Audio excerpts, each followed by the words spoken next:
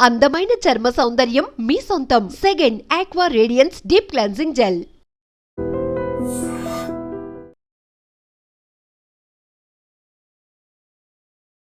Pahalgam incident జరిగిన తర్వాత తన మన అని భేదమేమీ లేకుండా అందరి మీద పూర్తి నిఘా పెంచేసింది కేంద్ర హోంశాఖ అనుకోండి, లేకపోతే నిఘా వర్గాలు అనుకోవచ్చు.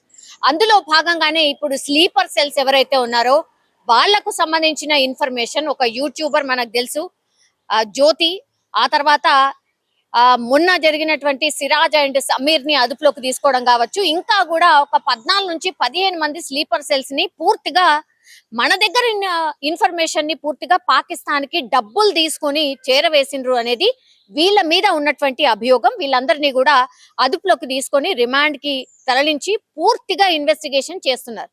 సో రోజుకో సంచలనమైన విషయాలు బయటకు వస్తున్నటువంటి క్రమంలోనే ఏకంగా ఇప్పుడు సిఆర్పిఎఫ్ జవానే పాక్ కి పూర్తిగా డబ్బులు తీసుకొని అమ్ముడు పోయి మన రక్షణ వ్యవస్థకు సంబంధించిన పూర్తి ఇన్ఫర్మేషన్ ని పాకిస్తాన్ కి చేరవేసిండు. అది ఎప్పటి నుంచి అంటే 2023 దగ్గర నుంచి కూడా ఈ సిఆర్పిఎఫ్ జవాన్ పూర్తిగా పాకిస్తాన్ కి మన రక్షణ శాఖ, మన సైనిక సంబంధాలకు సంబంధించిన ఇన్ఫర్మేషన్ ని పాకిస్తాన్ కి చేరవేస్తున్నాడు అనేసి పూర్తిగా ఒక ఇన్ఫర్మేషన్ అయితే అందినటువంటి పరిస్థితి అయితే కనిపిస్తోంది. ఇప్పుడు సిఆర్పిఎఫ్ జవాన్ ఆయన ఎప్పటి నుంచో విధులు నిర్వహిస్తున్నాడు. అట్లాగే ఈ దాడి జరగకంటే ముందు పెహల్గామ్ లో కూడా ఆయన విధులు నిర్వహించినట్టుగా ఇప్పుడు సంచలన విషయాలు అయితే బయటకు వచ్చినటువంటి పరిస్థితి. ఈయన పేరు వచ్చేసి మోతీలాల్. ఈయన మన సైన్యంలో ఉంటూ పాకిస్తాన్ సైన్యానికి ఆర్ పాకిస్తాన్ వాళ్ళకి మన ఇన్ఫర్మేషన్ ని చేరవేసిండు అంటే ఇక దీన్ని ఎట్లా అర్థం చేసుకోవాలి అంటే మన ప్రాణాల్ని ఆర్ మన దేశ పరువుని తాకట్టు పెట్టి దేశభక్తి అంటూ ఏమీ లేదు కానీ నాకు పైసలే ముఖ్యం అనుకున్నాడు. కాబట్టి పూర్తిగా మన ఇన్ఫర్మేషన్ ని ఏది కావాలంటే అది, నీకు ఏ ఇన్ఫర్మేషన్ కావాలి, ఇప్పుడు పెహల్గామ్ లో దాడి జరగబోతోంది, పెహల్గామ్ లో దాడి చేస్తాం కాబట్టి నువ్వు అక్కడ విధులు నిర్వహించు, అక్కడ ఏమేం జరుగుతుందో మాకు చెప్పు, ఆ ఇన్ఫర్మేషన్ అంతా తీసుకొని మేము బాంబ్ దాడి చేయబోతున్నామని వాళ్ళు డిసైడ్ చేసుకుంటారు. ఈయన ఇన్ఫర్మేషన్ పాస్ చేసిండు. ఇప్పుడు ఇన్వెస్టిగేషన్ లో ఆయన చెప్తున్నటువంటి విషయాలు ఇవి. సిఆర్పిఎఫ్ జవాన్ అంటేనే మనను కాపాడేవాడు అని అర్థం. అంటే కాపాడే ముసుగులో ఉంటూ ఇప్పుడు మన ఇన్ఫర్మేషన్ ని మన పొరుగు దేశం, శత్రు దేశంకి ఇన్ఫర్మేషన్ ఇచ్చిండు, డబ్బులకి అమ్ముడు పోయి అంటే దీన్ని ఇక ఏం అర్థం చేసుకోవాలి, ఎవరిని నమ్మాలి అనేది కూడా ఇప్పుడు మన దేశవాసులకు వస్తున్నటువంటి అతి పెద్ద ప్రశ్న. సో ఇంకా ఇంతమంది ఉన్నారు. ఇప్పుడు సిఆర్పిఎఫ్ జవాన్ మోతీలాల్ బయటకు వచ్చిండు. ఇట్లాంటి వాళ్ళు ఇంకెంత మంది ఉన్నారు అనేది కూడా పూర్తిగా ఇప్పుడు వాళ్ళ సోషల్ మీడియాకి సంబంధించి కావచ్చు, వాళ్ళు ఏం పోస్టులు చేస్తున్నారు, ఎట్లాంటి ఇన్ఫర్మేషన్ పాస్ చేస్తున్నారు, ఇదంతా కనుక్కుంటున్నటువంటి పరిస్థితి. అట్లాగే నేను ఇన్వెస్టిగేషన్ చేసినప్పుడు మరి డబ్బులు ఎక్కడ పడ్డాయి ఏంటి అని అంటే పూర్తిగా ఈ మోతీలాల్ అకౌంట్ లో పడితే అంటే డౌట్ వచ్చేస్తుంది. కాబట్టి చాలా క్లెవర్ గా వాళ్ళ భార్య అకౌంట్ లో డబ్బులు వేసినట్టుగా, అది ఎక్కడి నుంచి ఎక్కడికి వచ్చినట్టుగా ఇప్పుడు పూర్తిగా ఇన్ఫర్మేషన్ అయితే లాగుతున్నటువంటి సిచ్యువేషన్ అయితే కనిపిస్తోంది. అంటే పెహల్గామ్ దాడి కంటే ముందు ఎంతమంది సహకరించారు పాకిస్తాన్ కి అనేది ఒక్కొక్కరికి బయటకు వస్తున్న పరిస్థితి స్పష్టంగా మనకు అర్థమవుతోంది. ఇప్పుడు యూట్యూబర్ జ్యోతి, ఆమె కూడా పెహల్గామ్ దగ్గరికి వెళ్ళి ఆమె కూడా చూసొచ్చి వీడియోస్ తీసుకొని ఒక రకంగా ఆమె వీడియోస్ చూస్తే స్పష్టంగా అర్థమవుతుంది. అంటే పెహల్గామ్ లో ఏముంటది, ఏంటిది, ఎట్లా దాడి చేయొచ్చు, ఎవరిని టార్గెట్ చేయొచ్చు అంతా కూడా ఆమెకు ఇన్ఫర్మేషన్ పాస్ చేసింది. ఇప్పుడు సిఆర్పిఎఫ్ జవాన్ ద్వారా కూడా అక్కడ జవాన్లు ఎంతమంది ఉంటారు, ఎక్కడెక్కడ పహారా ఉంటది, ఎక్కడెక్కడ మనం తిరగొచ్చు, ఎక్కడెక్కడ దాడి చేయొచ్చు, ఈయన కూడా పూర్తిగా ఇంకో రకంగా ఇన్ఫర్మేషన్ ఇచ్చినట్టు లెక్క.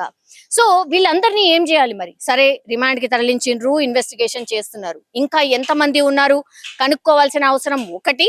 ఆ తర్వాత ఇంకా ఏ ఇన్ఫర్మేషన్ ని పాస్ చేసిండ్రు పూర్తిగా ఇప్పుడు రిమాండ్ కి తీసుకున్న తర్వాత ఆయన దగ్గర నుంచి అయితే ఇన్ఫర్మేషన్ లాగుతున్నారు.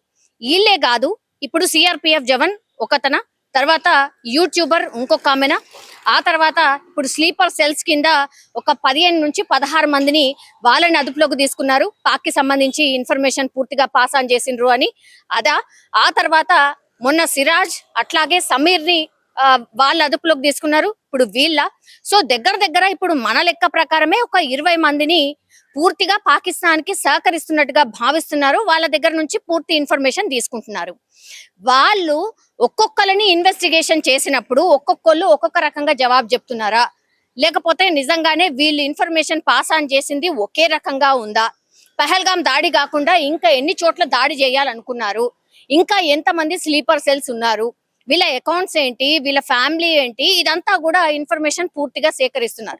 సో రోజుకి ఇన్వెస్టిగేషన్ చేస్తున్న కొద్దిగా ఒక్కొక్క ఇన్ఫర్మేషన్ బయటకు వస్తున్నటువంటి క్రమంలో ఇప్పుడు ఇంకా ఎవరి పేరు బయట పెడతారో, ఇంకా ఎవరు సహకరించారో అనేది కూడా పెద్ద ఎత్తున సీరియస్లీ ఒక ఇన్వెస్టిగేషన్ అయితే నడుస్తోంది. ఎందుకంటే సిఆర్పిఎఫ్ జవానే ఆ పాకిస్తాన్ తో చేయగలిపాడు అని అంటే మరి ఈ బార్డర్ లో ఉన్నటువంటి జవాన్లు పైననే కాదు, ఈ రక్షణ వ్యవస్థలో ఉన్నటువంటి వాళ్ళు కావచ్చు, లేకపోతే త్రివిధ దళాలకు సంబంధించిన ఆఫీసర్స్ లో పనిచేస్తున్న వాళ్ళ మీద కావచ్చు, అందరి మీద ఇప్పుడు నిఘా ఉంది.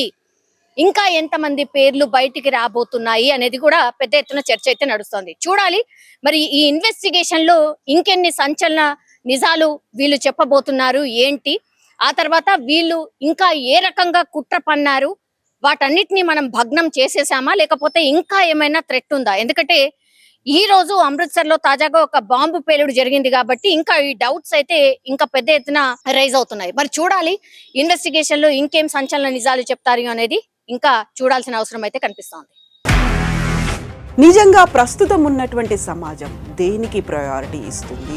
ఆర్థిక సంబంధాల చుట్టూ మాత్రమే తిరుగుతోంది. మళ్ళీ ఎన్నికలంగానే చాలా విరక్తి కలుగుతాను. మంచి అనిపిస్తుంది కదా, లేడీస్ కూడా ఛాలెంజింగ్ జాబ్స్ చేసినప్పుడు చాలా బాగుంటది. ట్రాఫిక్ అసిస్టెంట్స్ గా నియమించిన ట్రాన్స్జెండర్స్ అందరితో సాల్యూట్ చేయించుకుంటున్నారు. ఫుడ్ డెలివరీ ఇవ్వటానికి వెళ్ళినటువంటి డెలివరీ బాయ్ అనిల్ పై కళ్ళ ముందు